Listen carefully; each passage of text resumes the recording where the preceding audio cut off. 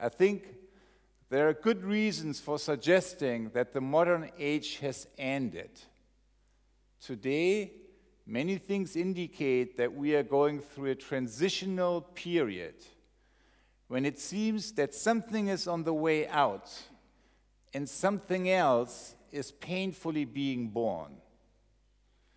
It is as if something were crumbling, decaying, and exhausting itself, while something else, still indistinct, were rising from the rubble. There is like a feeling that maybe some of the fundamental concepts and some of the fundamental institutions that have organized our society so far need to be revisited, need to be reconceived to some degree, or need to be reinvented, to put it a little more strongly. And so I tend to think about three major institutions and that would be kind of the big task of our lifetime for us as a generation, kind of to making that happen, to pioneer new ways of operating. So how do I create organizational learning infrastructures?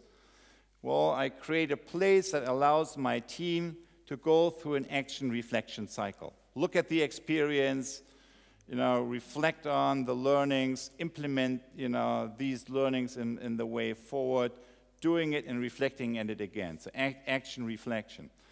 And that's the backbone kind of a lot, all organizational learning work, you can say.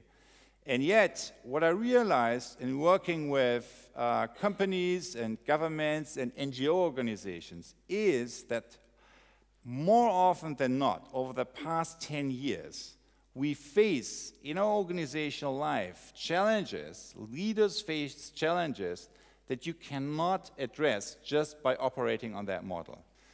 Sometimes the past is not very helpful, and sometimes the past, for example, the experience that the leaders in a team bring, is the very problem to come up with a more innovative approach to a situation. So everyone got the same brainwashing through the same education that they, or kind of socialization. So sometimes we need to, look at the old problem from a new angle. And when I saw that, the question that came up for me is this: is there a second source of learning that doesn't work by reflecting on the past, but that works by connecting with an emerging future possibility and then acting from that heightened state of awareness? So the second source of learning would be learning by sensing and realizing an emerging future possibility.